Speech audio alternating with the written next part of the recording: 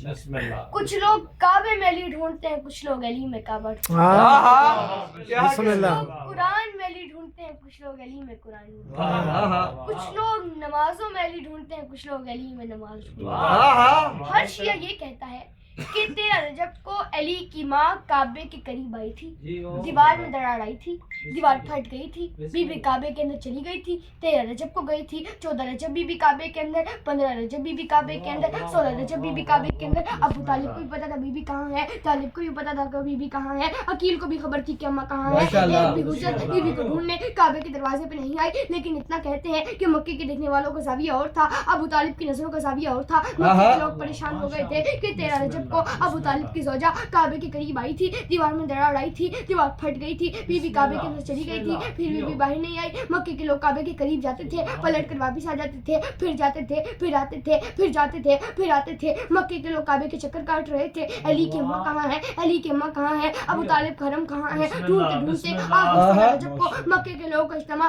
کعبے کے دروازے پہ آیا. انہوں نے کہا اگر بی بی باہر نہیں آتی تو ہمیں چاہیے کہ ہم کعبے کے دروازے پہ آئیں. وہ اللہ کے دروازے پہ آئے، انہوں نے دستک دی. وہ توحید کے دروازے پہ آئے، انہوں نے دستک دی. وہ کعبے کے دروازے پہ آئے، انہوں نے دستک دی. آواز قدرت آئی، اٹھ. علی کی ماں بی بی اٹھی، علی کو لے کر دیوار کی طرف جانے لگی. آواز پروردگار آئی، بی بی کہاں جا رہی ہیں؟ فرمایا جہاں سے آئی تھی وہاں سے واپس جا رہی ہوں. فرمایا آئی دیوار سے تھی، جانا در سے ہے. فرمایا آئی دیوار سے تھی تو جانا در سے کیوں ہے؟ فرمایا آج ہی تو علی کی پہچان کرانی ہے. باہر لوگ میرے دروازے پہ دستک دے رہے ہیں، دروازہ کھول، انہیں علی دکھا تاکہ میں دنیا کو بتا سکوں. جب اللہ کے دروازے پہ دستک دو گے تو اندر سے جلی نہیں آتا، اندر سے علی ہے.